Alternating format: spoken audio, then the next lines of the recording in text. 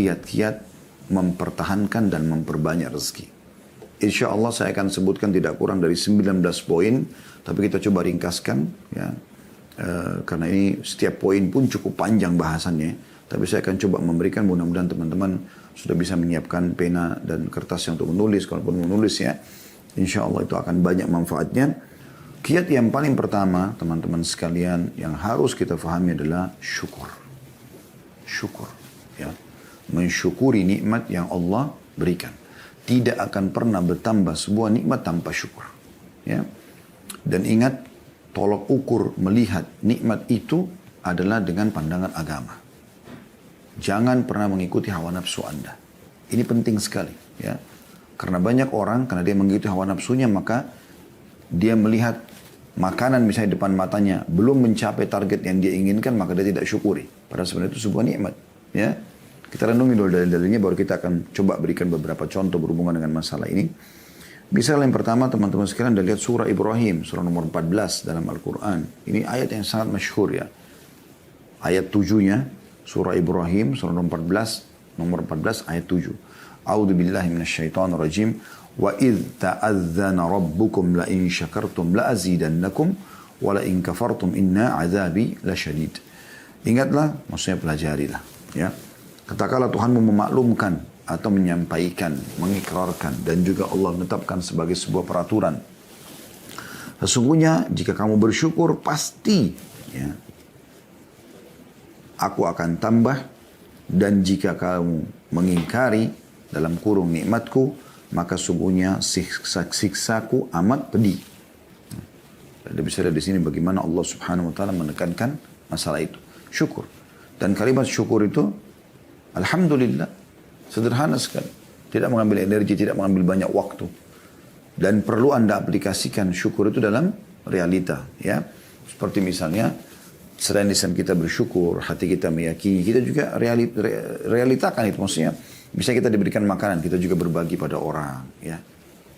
Kita coba berbagi, itu sebagai tambah penyempurnaan terhadap syukur tersebut. Makin Anda berbagi dengan orang lain, maka makin terbuka pintu-pintu rezeki itu. Itu bentuk aplikasi syukur. Ya. Karena banyak orang selalu cuma mau menerima, cuma mau ditraktir, ya. Cuma mau diberi, tapi tidak pernah mau memberi. Nah, ini berbeda, tidak memahami makna syukur yang sebenarnya. Juga Anda bisa lihat Allah SWT sebutkan dalam surah Al-Ankabut, surah nomor 29 ayat 17. Ya. Surah nomor 29 ayat 17. Silakan Anda buka. Allah berfirman, A'udzu billahi minasyaitonir rajim. Innama ta'buduna min dunillahi awthanan wa takhluquna ifka. Innal ladzina ta'buduna min dunillahi la yamlikuna lakum rizqan fabtaghu 'indallahi rizqa wa'budu washkuru lahu ilaihi turja'un. Artinya sungguhnya apa yang kamu sembah selain Allah itu adalah berhala. Tidak ada manfaatnya. Kuburan, patung, jimat, pohon, apalah selain daripada Allah. Berhala. Ya. Dan kalian buat-buat itu dengan dusta. Bohong. Oh, ini punya kekuatan, ini bisa memberikan rezeki, ini bisa menyembuhkan penyakit. Dusta besar. Ya. Allah mengatakan itu. Ya. Kalau itu semua ifka, kedustaan. Orang-orang Mekah begitu. Mereka bawa patung, yang uniknya mereka yang datangkan batu itu, mereka yang pahat, mereka yang ukir, mereka yang bentuk matanya, hidungnya, mulutnya, mereka yang warnain, mereka yang kasih nama, lalu mereka panggil Tuhan. Ini kebodohan yang luar biasa, gitu kan? Berapa banyak orang juga begitu dalam sholat. Iyyaka na'budu wa iyyaka nasta'in. Hanya kepadamu kami menyembah, hanya kepadamu kami minta tolong. Habis salam, minta pada kuburan di sebelah masjidnya. Lalu mana komitmen tadi Anda katakan hanya kepadamu, hanya kepadamu. Imam Nawawi rahimahullah mengatakan, aku heran melihat orang-orang yang meminta-minta pada kuburan. Padahal sebenarnya dalam kuburan itu orang seperti dia yang sudah jadi tulang belulang. Kalau kita yakin kuburan orang soleh itu bisa memberikan manfaat kepada kita, kenapa kita tidak yakin kepada pencipta dia, pencipta tanah dan batu nisan itu adalah Allah yang lebih mampu. Dan Allah Al-Hayyul Qayyum, zat yang maha hidup dan terus-menerus mengurus makhluknya. Itulah yang dilakukan oleh para sahabat Nabi Ridwanullahi alaihim. Sendal mereka putus, mereka angkat tangan ke langit mengatakan, Ya Allah berikan aku rezeki. Minta kepada Allah. Apapun Allah menyuruh kita manja kepadanya. Minta. Makanan, minuman, apa saja. Dalam sebuah diskusi riwayat Bukhari kan begitu. Ya. Kata Allah SWT, wahai anak Adam, ya, kalian semua lapar kecuali yang kuberikan makanan, mintalah makanan padaku. Kalian semua haus kecuali yang kuberikan minuman, maka mintalah minuman kepadaku. Kalian semua tidak menggunakan pakaian kecuali aku berikan, mintalah kepadaku. Allah SWT suruh minta kepadanya. Minta. Allah selalu suruh kita minta, manja kepadanya. Kenapa nggak mau? Ya. Tapi banyak orang menipu dirinya sendiri. Bahkan saya pernah ketemu dengan seorang ikhwah. Waktu awal-awal dia hijrah, dia memberikan kepada saya sebuah benda gitu. Benda ini seperti kaca gitu. Tiba-tiba dicelupin di air, lalu kemudian dia bilang, Ustaz coba minum airnya, saya minum. Terus kemudian ditekan tangan saya dari belakang katanya. Saya coba praktekin. Ya.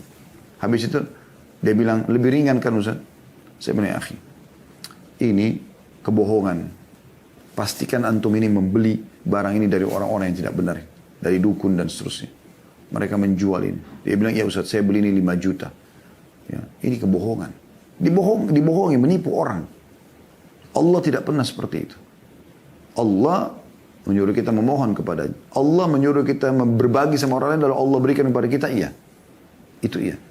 Tapi pergi ke dukun-dukun ini semua ifka, kedustaan, kebohongan ini. Dan Allah mengatakan, saya ulangi, sungguhnya apa yang kamu sembah selain Allah itu adalah berhala. Dan kamu berbuat dusta dengan itu. Sesungguhnya yang kamu sembah selain Allah itu tidak mampu memberikan rezeki kepadamu. Tidak akan pernah mampu memberikan rezeki kepadamu. Maka mintalah rezeki itu dari sisi Allah saja. Dan sembahlah dia, tunduk dan patuh kepadanya. Dan bersyukurlah kepadanya. Ya, ini saksi bahasan kita. Ya, hanya kepadanya lah kamu akan dikembalikan. Ini penting teman-teman sekalian. Ya. Kemudian juga bagaimana Allah sebutkan dalam surah Saba. Surah nomor 34 dalam Al-Quran. Tentang negeri Saba. Ya. Itu di ayat 15-nya. Di ayat 15. Allah subhanahu wa ta'ala berfirman. Laqad kana li saba'in fi maskanihim ayah. Jannatani an yamini wa shimal. Kulu min rizki rabbikum washkuru lah. Baldatun tayyibatun wa rabbun ghafur. Sesungguhnya pada kaum Saba, orang-orang yang tinggal di negeri Yaman di zaman dulu, ada tanda-tanda kekuasaan Tuhan di tempat kediaman mereka, yaitu 2 buah kebun di sebelah kanan dan sebelah kiri mereka. Lalu dikatakan kepada mereka, makanlah olehmu dari rezeki yang dianugerahkan Tuhanmu dan bersyukurlah kepadanya. Nikmati, syukur. Negerimu, kalau kau bersyukur kepada Allah, ya, akan menjadi negeri yang baik, makmur, subur, dan Tuhanmu juga maha pengampun. Artinya kalau ada kesalahan pun Allah masih maafkan. Ya. Nah, ini poin penting untuk kita ketahui teman-teman sekalian. Jadi semua negeri yang selalu menyembah Allah, bersyukur kepada Allah, Allah akan limpahkan rezekinya. Semua negeri yang kufur, maksiat kepada Allah, Allah akan datangkan cobaan-cobaan yang akan menahan rezeki-rezeki mereka. Ya. Ini penting untuk digarisbawahi teman-teman sekalian. Bahkan subhanallah kadang-kadang ada hal-hal yang kita anggap bukan rezeki, sebenarnya rezeki dari Allah subhanahu wa ta'ala. Ini sering saya kasih contoh tapi saya ingatkan kembali ya. Seperti misalnya lapar, haus, capek, ya. Banyak orang menganggap ini siksaan. Karena kalau ditanya apakah Allah mau lapar, dia bilang tidak mau. Apakah mau haus, dia bilang tidak. Capek enak nggak? Enggak enak. Ya. Padahal sebenarnya lapar itu teman-teman adalah rezeki dari Allah agar kita bisa merasakan nikmatnya makanan. Ya. Coba kalau Anda kenyang, Anda tidak tahu harus mau makan, Anda tidak tahu nikmatnya makanan itu. Anda cuma tahu, ya sudah, makan saja. Ya. Apa yang mau makan, mau manis, asam, pedas, oke kita pilih. Tapi kalau orang lapar teman-teman, dia tahu bagaimana nikmatnya makanan itu. Ya. Begitu juga dengan orang haus, dia tahu nikmatnya dahaga itu, dia tahu nikmatnya minum. Begitu juga dengan capek. Anda kalau dari pagi sampai malam tidur terus, kemudian malam disuruh tidur lagi, mungkin Anda tidak bisa tidur. Tapi kalau dari pagi sampai malam Anda bekerja, Anda capek sekali. Dan malam Anda istirahat walaupun cuma 2-3 jam, nikmatnya luar biasa.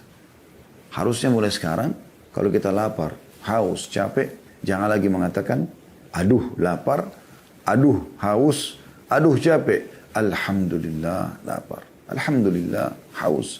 Alhamdulillah capek. Karena semua itu jembatan untuk merasakan nikmatnya. Atau merasakan besarnya nikmat Allah subhanahu wa ta'ala. Ya. Ini termasuk ya yang perlu diperhatikan. Yaitu masalah kita bersyukur kepada Allah Subhanahu wa taala. Ya. Selanjutnya teman-teman sekalian, yang kedua yang harus kita perhatikan, ya, kiat untuk mempertahankan dan menambah rezeki yaitu bersedekah. Nah, ini sebenarnya bentuk aplikasi dari syukur itu, dari ucapan syukur ya. Tapi kita bersedekah, keluarkan harta. Biasakan bersedekah. Cintai sedekah ini sebagaimana juga Anda suka dan cinta kalau Anda diberi kepada orang. Jadi suka memberi sebagaimana juga kita suka diberi. Ya, seperti itu kurang lebih gambarannya. Dan ini poin yang mesti digarisbawahi karena ini penyebabnya. Penyebab rezeki itu. Perhatikan dalam surah Al-Baqarah. Surah nomor 2 ayat 254. Allah Subhanahu wa taala berfirman, A'udzu billahi minasyaitonir rajim. Ya ayyuhalladzina amanu anfiqu mimma razaqnakum min qabli an ya'ta yawmun la bay'un fihi wa la khullatun wa la syafa'ah wal kafiruna humudz zalimun. Hai orang beriman, berinfaklah apa yang telah kami jadikan rezeki kepada kalian. Ya. Sebelum datang hari tidak ada lagi transaksi, nggak ada lagi persahabatan, nggak ada lagi pertolongan, dan orang-orang kafir adalah mereka yang menzalimi diri mereka sendiri. Ya. Apa yang engkau infakkan saudaraku muslim, maka itu menjadi penyebab datangnya rezeki. Ya. Anda bisa lihat juga dalam surah Ibrahim, surah nomor 14 ayat 31 sampai 34, ayat 31 sampai 34. Ya. A'udzu billahi minasyaitonir rajim. Sekali lagi surah Ibrahim ayat 31 sampai 34. Qul li'ibadiyalladzina amanu yuqimus salata wa yunfiqu mimma razaqnahum sirran wa alaniyatan min qabli an ya'tiya yawmun la bay'un fihi wa la khilal. Ini ayat 31-nya ya. Yang artinya, katakanlah kepada hamba-hambaku hai Muhammad yang telah beriman, tentu orang tidak beriman tidak tersentuh, tapi orang beriman tersentuh. Hendaklah mereka mendirikan sholat, jaga sholatnya, menafkahkan sebagian rezeki atau harta ataupun rezeki yang kami berikan kepada mereka secara sembunyi-sembunyi ataupun terang-terangan sebelum datang hari kiamat. Pada hari itu tidak ada lagi jual beli dan tidak ada persahabatan. Ya. Lalu Allah menjelaskan, yang memerintahkan kalian untuk menginfakkan itu supaya Allah gantikan juga, ya, itu Allah. Siapa dia? Allah perkenalkan dirinya di ayat 32-nya. Langsung lanjut setelahnya. Allahul ladzi khalaqas samawati wal arda wa anzala minas samai ma'an fa akhraja bihi minats thamarati rizqan lakum wa sakhkhara lakumul fulka litajriya fil bahri bi amri wa sakhkhara lakumul anhar. Allah lah yang memerintahkan kalian berinfak dan menjanjikan akan menggantikan itu. Allah lah yang telah menciptakan langit dan bumi dan menurunkan air hujan dari langit. Kemudian dia mengeluarkan dengan air hujan itu berbagai buah-buahan. Menjadikan rezeki yang dijadikan rezeki untuk kalian. Dan dia telah melundukkan bahtera bagi kalian. Supaya bahtera itu berlayar di lautan dengan kehendaknya. Dan dia telah menundukkan pula bagimu sungai-sungai. Bisa diambil airnya, bisa diambil ikannya, bisa diambil perhiasannya dan segala macam. Ayat 33-nya. وَسَخَّرَ لَكُمُ الشَّمْسَ وَالْقَمَرَ Saya ulangi, وَسَخَّرَ لَكُمُ الشَّمْسَ وَالْقَمَرَ دَائِبَيْنِ وَسَخَّرَ لَكُمُ اللَّيْلَ وَالنَّهَارِ. Dan dia juga telah menundukkan pula bagi kalian matahari dan bulan. Matahari terbit pagi hari itu bernama malam, maghrib. Bulan keluar malam gitu kan. Itu semua ditundukkan. Dan terus menerus beredar dalam orbitnya. Dan telah menundukkan bagimu juga malam dan siang. Malam istirahat, siang untuk beraktivitas. Ayat 34-nya. وَآتَاكُمْ مِنْ كُلِّ مَا سَأَلْتُمُوهُ وَإِنْ تَعُدُّ نِعْمَةَ اللَّهِ لَا تُحْصُوهَا إِنَّ الْإِنسَانَ لَظَلُومٌ كَفَّارٌ. Dan dia telah memberikan kepadamu keperluanmu dan segala apa yang kamu mohonkan kepadanya. Dan jika kamu menghitung nikmat Allah, tidaklah dapat kamu menghitungnya. Nah, sesungguhnya manusia itu sangat zalim dan sangat mengingkari nikmat Allah. Mungkin ada pertanyaan muncul di sini di benak Anda. Ustaz, Allah bilang, ya, Allah telah memberikan semua yang kita minta. Wa atakum min kulli ma sa'altumuh. Tapi masih ada permintaan saya yang belum Allah kasih, Ustaz. Saya jawab begini. Yang Allah kasih kepada Anda jauh lebih banyak. Dan yang belum Allah kasih 1-2 masalah saja. Buktinya, bukan karena tiap hari lapar. Apa yang Anda katakan teman-teman sekalian? Lapar. tiba-tiba otak kita berpikir mau ke restoran mana, mau makan apa. Dan mudah kita dapatkan, tinggal korek kantong kita, keluarkan uang, gesek ATM, selesai. Kita bisa makan. Dan tiap hari itu, tiap hari. Anda sekarang umurnya berapa tahun? 30, 40, 50, 60 tahun? Hah? Tiap hari Anda makan. Kalau Anda tidak makan, mungkin Anda sekarang sudah tidak hidup. Bukankah tiap hari kita haus? Kita cuma mengatakan haus. Tiba-tiba terpikir di benak kita, minum nih. Minum es teh manis kah, es jeruk, minum apalah, hangat, dingin. Ya, terserah kita. Kita tinggal minum. Dan tiap hari kita bisa gonta-ganti minuman, makanan, mau kopi, mau teh, dan segala macam. Ya. Bukankah tiap hari teman-teman sekalian, ya, kita selalu butuh nafas, kita selalu butuh pendengaran kita selalu butuh cahaya untuk mata kita selalu butuh berfungsi anggota tubuh kita sampai hidung kita bisa membedakan mana bau wangi, bau busuk seketika. Lidah kita bisa bedain mana asin, mana pedas, mana ya pahit dalam waktu seketika. Nah, semua masih bisa berfungsi dan ini luar biasa ini bagaimana Allah Subhanahu wa taala memberikan semuanya.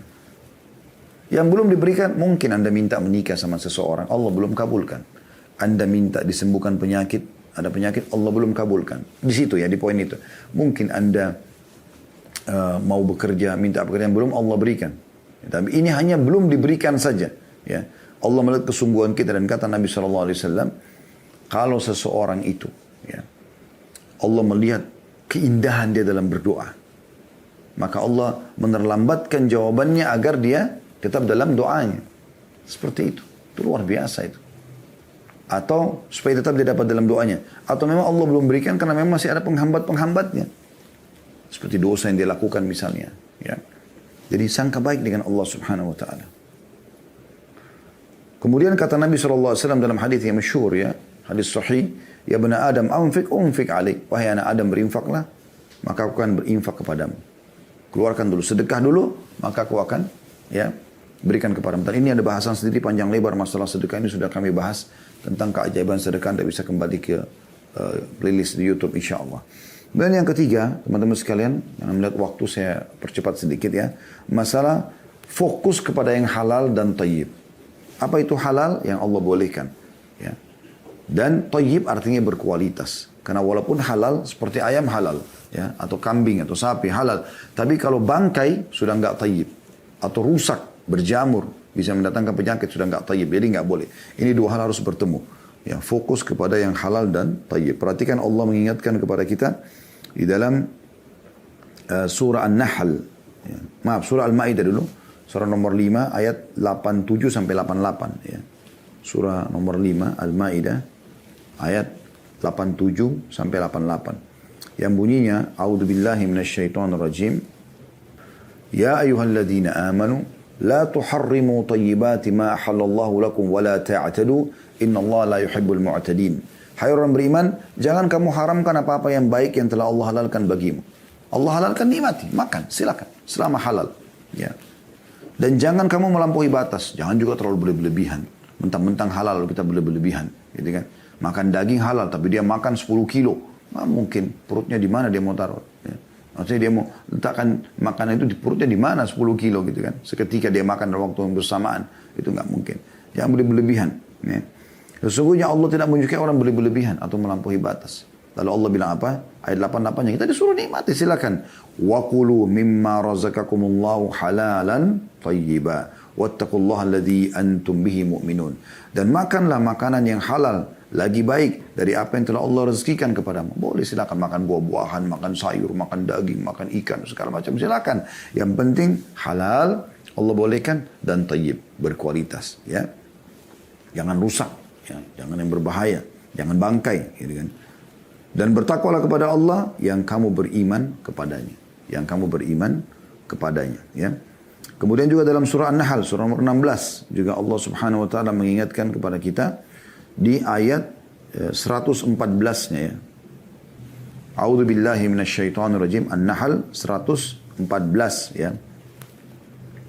Faqulu mimma razaqakumullahu halalan thayyiban washkuru ni'matallahi in kuntum iyyahu ta'budun. Maka makanlah yang halal lagi baik dari rezeki yang telah diberikan ke Allah kepadamu. Dan syukurilah nikmat Allah itu. Jika kamu hanya kepadanya saja menyembah. Ya. Jadi kita disuruh makan yang halal dan thayyib. Boleh, silakan. Ya. Bahkan pernah saya kasih contoh, kalau seandainya Anda masuk ke dalam satu supermarket, Anda mau beli jenis buah, misalnya apel. Apel kualitas A harganya misalnya 200.000 per kilo. Apel kualitas B harganya 100.000. Anda punya kemampuan, Anda bisa beli. Beli aja yang A, nggak apa-apa. Dengan niat mensyukuri nikmat Allah SWT. Asal tidak berlebih-lebihan tadi. Bahkan Anda bisa mendapatkan pahala kalau Anda mau menikmati itu. Karena Nabi SAW mengatakan dalam sebuah hadis yang dihasankan oleh para ulama, Inna Allaha yuhibbu an yara athara ni'ami ala abdi. Ya. Sesungguhnya Allah suka melihat bekas nikmatnya pada hambanya, gitu kan. Jadi Allah suka melihat kalau kita pakai baju yang bagus, makan yang enak, penampilan yang rapi. Allah suka lihat itu, tapi tidak berlebihan, dan sumbernya adalah halal dan thayyib. Yang keempat, teman-teman sekalian, memperbanyak istighfar dan taubat kepada Allah Subhanahu wa taala. Ini juga sudah kami pernah jelaskan materi khusus ya 1 jam lebih itu tentang masalah keajaiban istighfar. Ini luar biasa gitu.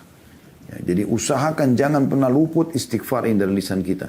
Dan kita mengambil dalil surah Nuh, surah nomor 71 ya, dalam Al-Quran.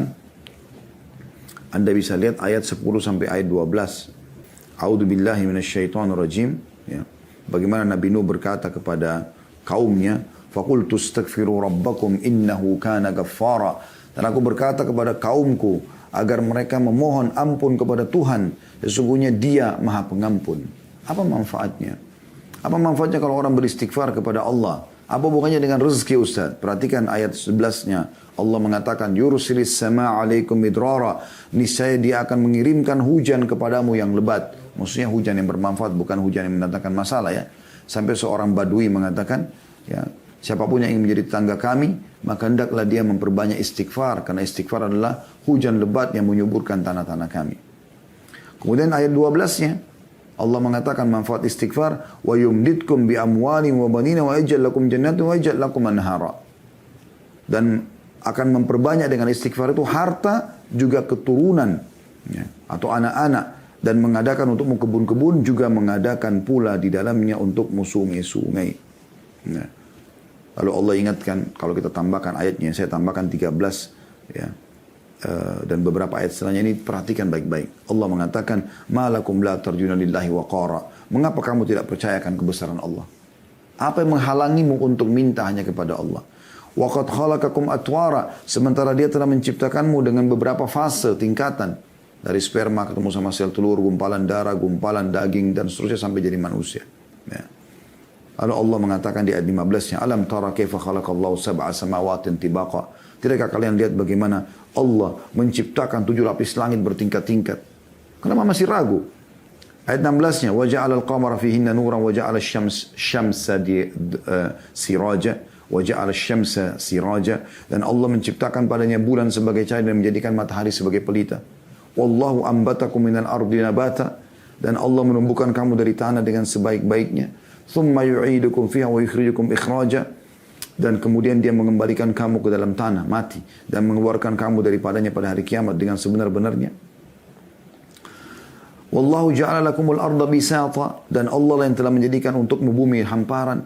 "Wa litasluku fiha subulan fijaja." Agar kamu menjalani jalan-jalan luas di bumi itu. Ya. Jadi ini semua manfaat istighfar yang luar biasa. Dan ini bahasanya panjang ya, tapi perbanyak istighfar, teman-teman sekalian. Ini sudah pernah kami jelaskan, masalah ini panjang lebar sekali. Bagaimana Hasan Basri rahimahullah didatangi oleh 3 orang, yang satu sudah lama nggak punya anak, ya. Kemudian sudah ikhtiar tapi belum punya anak, yang satu punya penyakit belum sembuh-sembuh, yang satu sudah lama bekerja tidak pernah kaya-kaya. Tiga-tiganya datang lalu minta petunjuk. Hasan Basri hanya mengatakan perbanyak istighfar. Perbanyak ya, bukan cuma istighfar, perbanyak. Ya, perbanyak istighfar itu. Maka Hasan Basri, orang-orang itu pulang, lalu Hasan Basri ditanya rahimahullah, "Kenapa Anda cuma mengatakan perbanyak istighfar? Mungkin yang satu tadi butuh tabib atau obat, yang satu mungkin butuh modal, ya.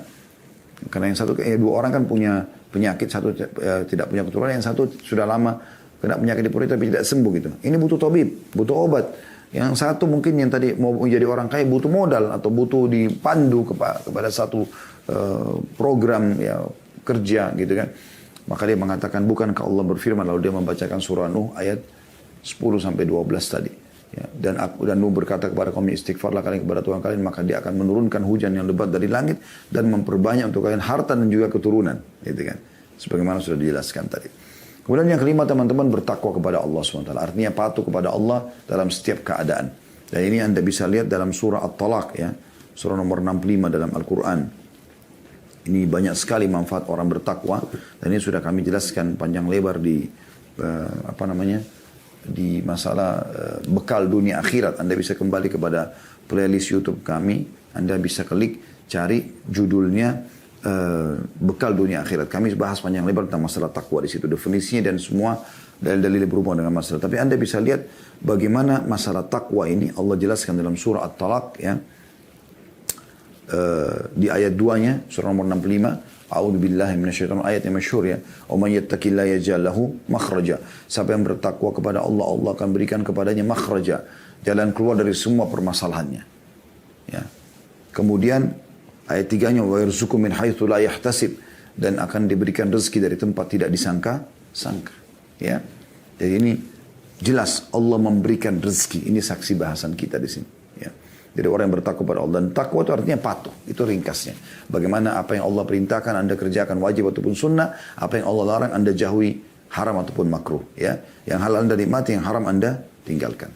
Ya, saya ringkaskan. Kemudian yang keenam, tawakal kepada Allah SWT. Dan makna tawakal adalah menyerahkan ya, hasil setelah berusaha. Itu tawakal. Dan bedanya dengan tawakul. Tawakul artinya menyerahkan sebelum berusaha. Ya. Pernah ada sahabat begitu datang ke masjid Nabi SAW mau hadir pengajian.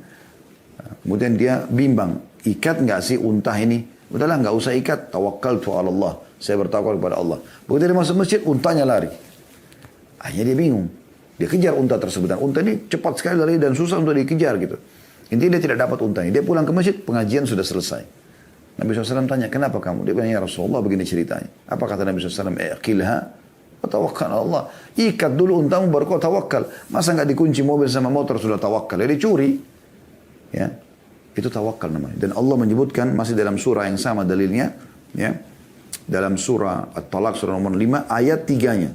Ya, setelah Allah mengatakan wa yarzuqu min haitsu la yahtasib, kembali kepada ayat tadi, Allah memberikan rezeki dari tempat tidak disangka-sangka bagi orang yang bertakwa. Lalu Allah bilang, "Wa may yatawakkal 'ala Allah fa huwa hasbuh." Siapa yang bertawakal kepada Allah, maka Allah jadi pencukup baginya. Dan dalam hadis riwayat Ahmad yang sahih, yang masyhur, kalau kalian bertawakal sebenar-benar tawakul, ya, sebenarnya tawakal kepada Allah, maka Allah akan memberikan kepada kalian rezeki sebagaimana Allah berikan rezeki burung yang keluar di pagi hari, kemudian dia pulang sore hari dalam kondisi perutnya penuh. Dan Imam Ahmad mengatakan, sungguh bodoh kalau ada orang mengatakan, duduk aja nanti rezekinya akan datang, ya. Ya, maksudnya akan bertambah dari jenis rezeki yang kedua yang sudah kita jelaskan ya. Sementara ya Allah mengatakan seperti burung yang keluar di pagi hari dan pulang sore hari dalam kondisi perutnya sudah kenyang. Kemudian teman-teman sekalian, kiat yang ke-7 ya, yaitu silaturahim ya. Jadi jangan lupa hak-hak kerabat teman-teman sekalian, hak-hak kerabat ya. Dan cukup banyak dalil berhubungan dengan masalah ini ya. Di antaranya kita langsung saja ke poinnya, yaitu hadis Nabi SAW. Hadis ini riwayat Bukhari dan Muslim ya. Man sarrahu an yubsata lahu fi rizqihi wa yunsa'u lahu fi athari falyasir rahimah. Barang siapa yang ingin dilapangkan rezekinya dan dipanjangkan umurnya, hendaklah dia menyambung silaturahim. Dilapangkan rezekinya. Ya, rahim ini orang-orang yang punya hubungan kekerabatan dengan kita. Makanya pun ada sahabat dalam hadis Bukhari juga membawa sebuah kantong dirham. Dia mengatakan, ya Rasulullah, ini ada kantong dirham, saya ingin sedekah. Ada 2 orang target saya. Yang satu punya hubungan kerabat, yang satu tidak punya hubungan kerabat. Yang mana saya dahulukan? Kata Nabi SAW, kalau kau berikan kepada orang yang punya hubungan kerabat, dengan kau akan mendapatkan 2 pahala sekaligus. 2 pahala sekaligus. Yaitu pahala sedekah dan pahala silaturahimnya. Ya. Kemudian juga di dalam hadis yang lainnya, hadis ini diriwayatkan oleh Bukhari dalam Adab Mufrad. Man ittaqa rabbahu wa wasala rahimahu nusi'a fi ajalihi wa thara malahu wa ahabbahu ahluhu. Artinya, siapa yang bertakwa kepada Allah, ini kayak menggabungkan poin tadi ya, poin nomor 5, takwa kepada Allah. Dan menyambung silaturahim, disambung dengan poin nomor 7 tadi ya, silaturahim kepada kerabatnya. Niscaya umurnya akan diperpanjang dan hartanya akan diperbanyak, serta keluarganya akan mencintainya. Jadi ini jelas sekali. bagaimana Allah subhanahu wa ta'ala melapangkan rezeki dengan silaturahim. Jangan teman-teman, begitu Allah berikan Anda rezeki, justru Anda melupakan kerabat. Ada kerabat-kerabat yang miskin. Apalagi di sini puncak daripada silaturahim adalah masalah orang tua. Kedua orang tua. Ini penting. Ini panjang teman-teman, tapi saya ringkaskan. Kemudian yang ke-8, haji dan umroh. Haji dan umroh. Ya. Ini amal, usahakan sering dikerjakan. Walaupun sekarang masih tertutup, baru akan dibuka insya Allah. Dan semoga Allah kembalikan pulih seperti biasa. Karena Masya Allah jemaah umrah dan jemaah haji kita ini cukup banyak. Dan semangat, itu sangat bagus. Renungi hadis-hadis Nabi SAW ini. Ya. Di antaranya, kata Nabi SAW ya, tabi'u bainal haji wal umrah, فإنهما ينفيان الفقر والذنوب كما ينفي الكير خبث الحديد والذهب والفضة وليس للحجة المبرور جزاء ثواب إلى الجنة. Artinya selalulah ya, ikut sertakan antara haji dan umrah. Setelah haji umrah lagi, umrah haji lagi. Begitu terus, usahakan semampunya. Karena keduanya akan menghilangkan kemiskinan, berarti akan jadi kaya. Dan dosa-dosa, bersih dosa-dosanya. Sebagaimana pembakaran menghilangkan karat pada besi, emas dan perak. Sementara tidak ada balasan haji yang mabrur kecuali surga. Ya. Di dalam hadis yang lain, hadis riwayat Ibnu Majah, dan Syekh Albani menghasankan hadis ini, kata Nabi SAW, Al-Ghazi fi sabilillah, wal haji, wal mu'tamir, wafdullahi da'ahum fa'ajabu, wa sa'alu fa'atahum. Sesungguhnya, kata Nabi SAW, orang yang berperang di jalan Allah, juga orang yang haji serta umrah adalah tamu-tamu Allah. Ya. Allah memanggil mereka, maka mereka pun memenuhi panggilannya. Oleh karena itu, jika mereka meminta, pasti Allah akan berikan kepada mereka. Allah berikan kepada mereka. Jadi mereka minta apapun diberikan. Oleh karena itu, salah satu kunci ya terpenuhi hajat-hajat kita teman-teman sekalian, yaitu bagaimana kita melakukan haji dan umrah. Baik teman-teman sekalian. Selanjutnya kita pindah poin nomor 9. Hijrah. Hijrah. Ya. Hijrah puncaknya adalah hijrah dari negara kafir yang kita tidak bisa ibadah ke negara Islam. Juga masuk dalam makna hijrah, sebagian ulama mengatakan, dan ini sudah kita jelaskan di bedah buku kita, hijrah dari kemaksiatan kepada ketaatan. Walaupun alhamdulillah sudah selesai kemarin bukunya kita bedah ya. Tapi yang jelas buku itu berisikan banyak bab-bab tentang masalah hijrah. Nah ini sebagian ulama mengatakan hijrah juga pindah dari keadaan kemaksiatan, ya keterpurukan keimanan kepada ketaatan kepada Allah SWT. Jadi hijrah. Dan maksud dalam umumnya firman Allah SWT dalam surah An-Nisa. Anda bisa buka surah nomor 4 ayat 100. A'udzu billahi minasyaitonir rajim. Wa man yuhajir fi sabilillah yajid fil ardi muragaman katsiran wa sa'a. Barang siapa yang berhijrah di jalan Allah, maka dia akan menemukan muragaman ya. Yaitu peluang-peluang ya, rezeki-rezeki. Katsira, banyak. Wasa'a dan kelapangan. Ya. Allah SWT berikan kelapangan. Banyak pendapat ulama berhubungan dengan masalah ini. Tapi yang jelas ayat-ayat ini sudah berbicara dengan dirinya sendiri. Kalau dia akan menjadi penyebab rezeki. Ya. Kemudian yang ke-10 teman-teman. Doa. Doa. Sering berdoa kepada Allah SWT. Doa ini adalah sumber rezeki. Ya. Minta kepada Allah SWT. Sebelum keluar rumah. Berdoa. Ya. Zikir pagi petang. Baca doa. Ya. Antara azan iqamah sepertiga malam berdoa kepada Allah SWT. Doa banyak sekali manfaatnya. Kalau kita ingin bahas ini panjang, dan saya sudah ada judul teman-teman, kita sudah bedah di YouTube judulnya, di playlist Anda bisa lihat dahsyatnya doa. Di situ luar biasa bagaimana doa punya pengaruh yang sangat luar biasa. Usahakan Anda selalu manja, bergantung, dan doa itu ringkasnya curhat dengan Allah. Kenapa tidak mau? Kenapa tidak mau? Hadis yang dihasankan oleh Tirmidzi, kata Nabi SAW, man lam yadu Allah yaghdab alaih. Sampai tidak minta pada Allah, Allah malah murka padanya. Karena dia seakan-akan sombong. Harusnya dia minta kepada Allah SWT. Dan di antara doa yang masyhur yang kita selalu dianjurkan baca di pagi hari, ya, Allah marzuqni ilman nafi'ah. Ya Allah berikanlah aku rezeki, berikanlah aku ilmu yang bermanfaat. Wa rizqan wasi', dan rezeki yang luas. Wa amalan mutaqabbal, dan amal yang diterima. Jadi kita berdoa kepada Allah SWT. Ingat, doa dimulai sebelum aktivitas. Makanya kita berdoa sebelum makan, sebelum tidur, sebelum keluar rumah, sebelum biologis, ya. Jadi berdoa dulu. Sebelum ke dokter kita berdoa dulu supaya Allah jadikan dokter itu penyebab kita sembuh. Jadi doa ini sangat penting, ya. Berdoa kepada Allah SWT. Biasakan berdoa. Jadikan doa itu sebagai satu rutinitas yang kita lakukan sehingga kita bergantung kepada Tuhan kita. Kemudian yang ke-11 teman-teman, nikah. Dan nikah ini termasuk pintu rezeki, ya, pintu rezeki. Anda bisa lihat firman Allah SWT dalam surah An-Nur, surah nomor 24 ayat 32. Ya. Allah SWT berfirman, A'udzubillahi minasyaitonirrajim, wa ankihul ayama minkum was-salihina min ibadikum wa imaikum iyakunu fuqara yughnihimullahu min fadli wallahu wasi'un alim. Jelas sekali ayatnya. Dan nikahkanlah orang-orang yang sendirian di antara kamu. Jangan biarkan ada bujang, duda, gadis, janda. Menikah. Mudahkan pernikahan itu. Dan orang-orang yang layak menikah dari hamba-hamba sahayamu, dari laki-laki dan perempuan. Jika mereka miskin, maka dengan pernikahan itu Allah akan memampukan mereka dengan karunia-Nya. Dan Allah maha luas pemberiannya, lagi maha mengetahui. Dan sabda Nabi SAW jelas sekali, gitu kan. Dalam Ibn Mas'ud, Abdullah bin Mas'ud, bukan hadis ya, tapi perkataan sahabat mauquf, kata Abdullah bin Mas'ud radhiyallahu anhu, iltamisul ghina fin nikah. Carilah kekayaan pada pernikahan. Itu kata beliau, jelasnya, gitu kan. Dan ini diriwayatkan oleh Ibnu Jarir dan juga ya, dinukil oleh Ibnu Katsir dalam tafsir beliau. Ya. Begitu juga hadis Nabi SAW yang masyhur, ya, yaitu kata Nabi SAW, "Thalathatun kulluhum haqqun 'ala Allah azza wa jal aunuhu."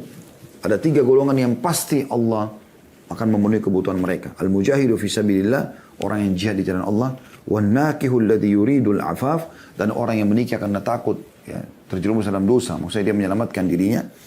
Wal mukatibul ladzi yuridul ada, dan orang budak yang mau bebaskan diri sehingga ditebus dirinya pada majikannya. Tapi di sini saksi bahasan kita adalah seseorang yang menikah. Ya. Kemudian teman-teman sekalian yang ke-12, menuntut ilmu, belajar. Ya.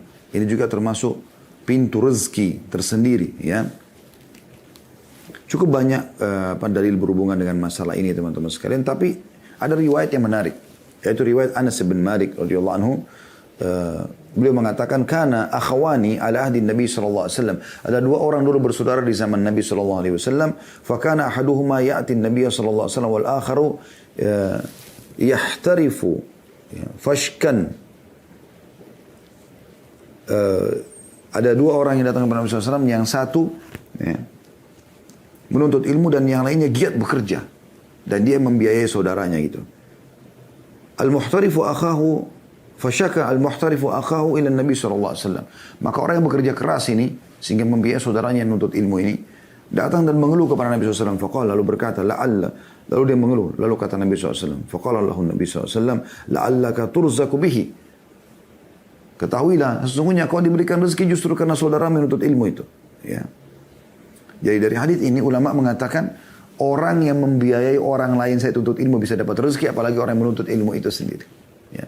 Dan dengan kita menuntut ilmu teman-teman, kita jadi tahu ya, tentang mana halal, mana haram. Ya. Bagaimana Umar bin Khattab radhiyallahu anhu dalam statement yang masyhur mengatakan, sesungguhnya orang yang belum memahami agama, ya, maka jangan berdagang di pasar kami. Dalam riwayat lain, siapa yang berdagang sebelum memahami agama, maka dia akan terjerumus dalam riba dan akan terus terjerumus. Jadi memang ilmu ini akan membuat kita jadi tahu mana halal mana haram, gitu kan? Sehingga kita hanya fokus kepada halal, dan halal ini akan mendatangkan banyak rezeki dari Allah Subhanahu wa taala. Yang ke-13 teman-teman, persahabatan yang baik, ya. Persahabatan yang baik. Dan ini sudah masyhur sekali, ya. Hadis Nabi SAW, "Mathalul jalisis salihu wal jalisus su." Perumpamaan komunitas yang baik, sehat, yang soleh, yang halal, ya, sibuk dengan yang halal, dan komunitas yang buruk, kemaksiatan, kamathali sahibil misk wa kirul haddad.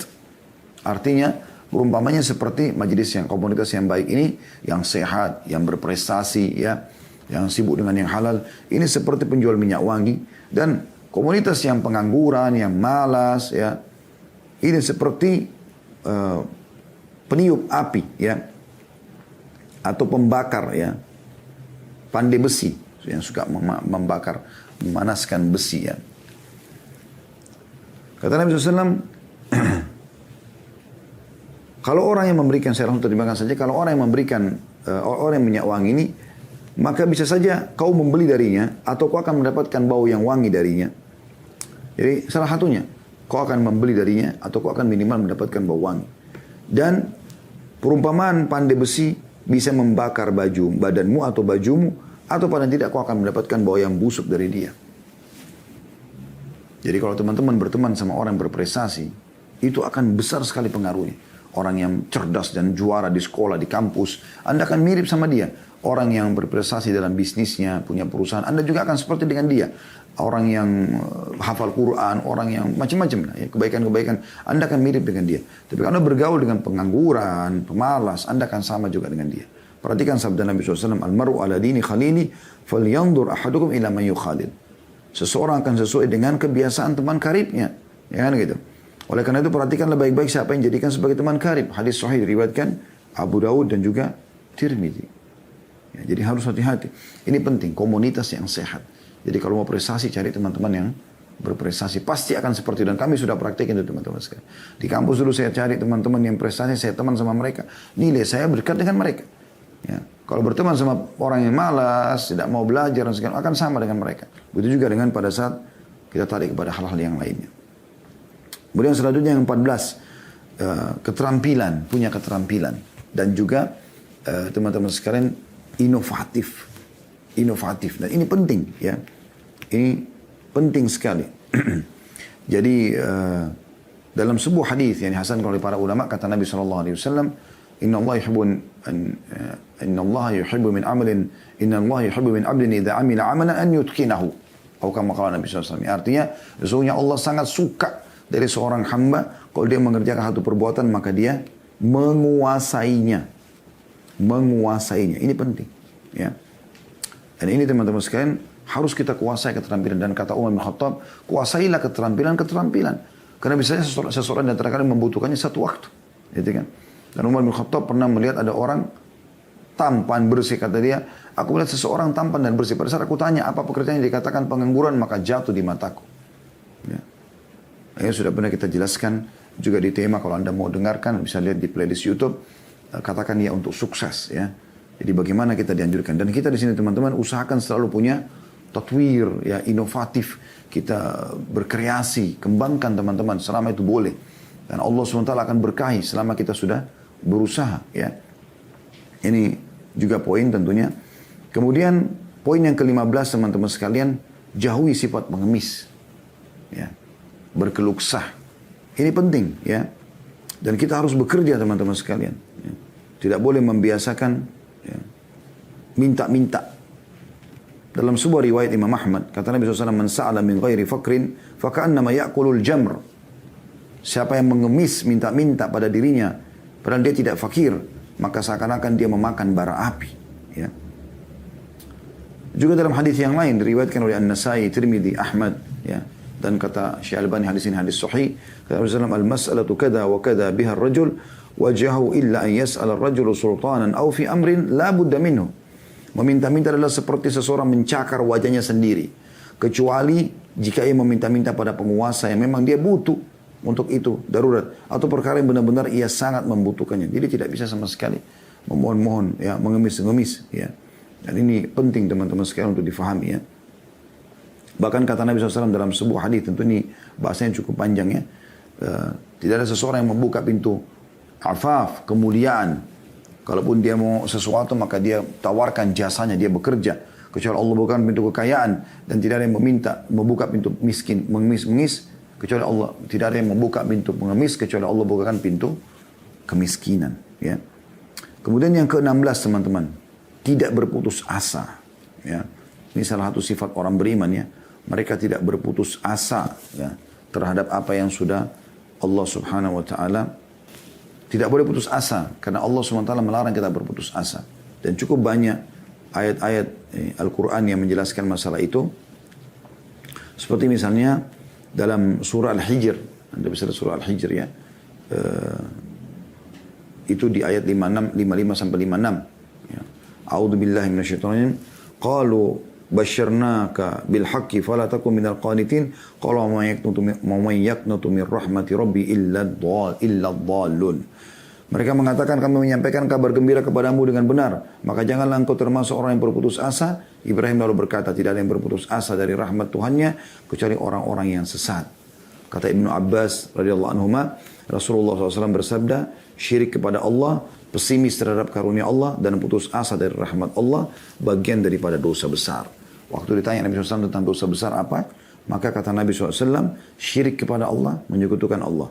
Berputus asa dari pesimis terhadap karunia Allah dan berputus asa dari rahmat Allah adalah bagian daripada dosa besar. Jadi kita tidak boleh. Dan Anda bayangkan bagaimana Allah menyebutkan dalam surah Az-Zumar. Ini ayat yang luar biasa. Surah nomor 39 ayat 53 ya. A'udzu billahi minasyaitonir rajim. Qul ya ibadiyalladzina asrafu ala anfusihim la taqnatu min rahmatillah innallaha yaghfiru dzunuba jami'a innahu huwal ghafurur rahim. Katakan hai Muhammad kepada hamba-hambaku yang telah melampaui batas. Sudah terlalu banyak dosanya, banyak pelanggarannya. Jangan putus asa dari rahmat Allah. Allah bisa membersihkan semua kesalahan itu. Dan sungguhnya Allah itu zat yang maha pengampun lagi maha penyayang. Ya. Jadi memang Allah subhanahu wa ta'ala memberikan peluang agar kita tidak putus asa. Jadi jangan gagal di satu upaya lalu kita putus asa, tidak. Kita orang Islam adalah umat yang bergerak, umat yang tidak putus asa. Kalau kita gagal di satu usaha, kita akan berusaha yang lain. Kita gagal melamar di wanita ini, kita akan pindah ke wanita yang lain. Kita ikhtiar terus sampai Allah SWT berikan kepada kita yang terbaik. Kemudian yang ke-17 ya, menjauhi semua yang haram, dosa-dosa. Usahakan jauhi semaksimal mungkin ya. Terutama masalah pendapatan ya, pergaulan, maksimalkan, jauhi. Karena dosa-dosa ini bisa jadi penghambat rezeki. Perhatikan hadits Ibnu Majah, kata Nabi SAW, wa innar rajula la yuhramu rizqa bidzambi yusibu. Sesungguhnya seseorang biasanya terharamkan dari rezeki justru karena dosa yang dia lakukan. Ini umumnya, ini bahasan panjang dan ada bahasan kami dulu tentang bahayanya harta haram ya. Ini sudah pernah kita bahas, insya Allah Anda bisa kembali ke tema itu. Tapi yang jelas tidak boleh ada yang haram, Anda hindari. Jangan usahakan, jangan justru seperti sebagian orang begitu jadi kaya raya justru berzina sana sini, justru mabuk-mabukan, justru narkotika. Ini ngawur ini. Harusnya harta itu digunakan untuk bersyukur kepada Allah Subhanahu wa taala dan menjauhi yang haram. Kemudian yang ke-18, menjauhi sifat malas, ya. Menjauhi sifat malas. Ini juga termasuk Nabi SAW berlindung ya, wa'udzubika minal kasal. Ya Allah jauhkan kami dari sifat malas. Tidak boleh malas teman-teman sekalian. Harus selalu rajin. Kapan ada sifat malas, baca a'udzubillahi minasyaitonir rajim. Ya. Harus kita terus semangat. Ya. Dan ini berhubungan dengan bahasa-bahasa sebelumnya ya. Tapi cukup tadi sabda Nabi SAW bahwasanya beliau berlindung wa'udzubika minal kasal dan jauhkan kami dari sifat malas. Dan yang terakhir teman-teman sekalian, jauhi sifat pelit. Ya walaupun ini ada hubungannya dengan tadi ya, korelasinya dengan masalah bersedekah di poin-poin yang sebelumnya ya. Tadi di poin yang kedua ya. Tapi tetap aja kita khususkan. Karena ada orang, dia kaya raya. Dan dia anggap dirinya sudah bersedekah. Padahal sebenarnya dia pelit. Saya pribadi melihat ini ya, subhanallah. Harusnya makin banyak rezeki Allah berikan, harta yang melimpah pada Anda misalnya. Maka harusnya makin banyak Anda bersedekah. Harusnya gitu kan. Tapi banyak orang tidak seperti itu teman-teman sekalian. Saya temukan ada orang dulu kaya raya. Saya naik satu mobil, Masya Allah mobilnya sangat mewah teman-teman sekalian. Mewahnya luar biasa gitu. Luar biasa gitu. Kemudian saya lihat di sampingnya ada uang yang dia taruh 1.000 baru. Uang 1.000 baru. Tapi ini dia bersedekah sebenarnya. Cuman dia pikir dia sudah sedekah. Lalu dia bilang sama saya, ini orang-orang miskin kesian nih. Pinggir-pinggir jalan dikasih 1.000 rupiah sama dia. Oke, dianggap dirinya sudah bersedekah. Kalau saya melihat nilai harta yang dimiliki orang tersebut dengan sedekah 1.000 rupiah kayaknya belum berimbang gitu ya. Nah, ini saya tidak katakan dia bakhil, tapi poinnya masih kurang pas. Ya, orang kalau mau dapatkan ikan paus harus pakai kapal tanker teman-teman sekalian. Kita lihat Talha bin Ubaidillah radhiyallahu anhu tidak bisa tidur malam hari karena hartanya melimpah datang. Lalu istrinya bilang, kenapa? Ada apa? Apakah ada kesalahan yang saya lakukan? Kata dia, tidak, kau sebaik-baik istri, dia bilang. Lalu kata Talha, saya terganggu dengan harta saya ini. Kata istrinya, kenapa kau pikirkan? Sedekahkan aja. Lalu disedekahkan. Semuanya 400.000 dirham, miliaran pada satu dikeluarkan sekaligus.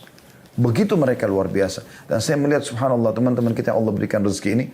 Kalau mereka membuka dirinya di pintu sedekah ini. Menjauhkan sifatnya dari sifat bakhil.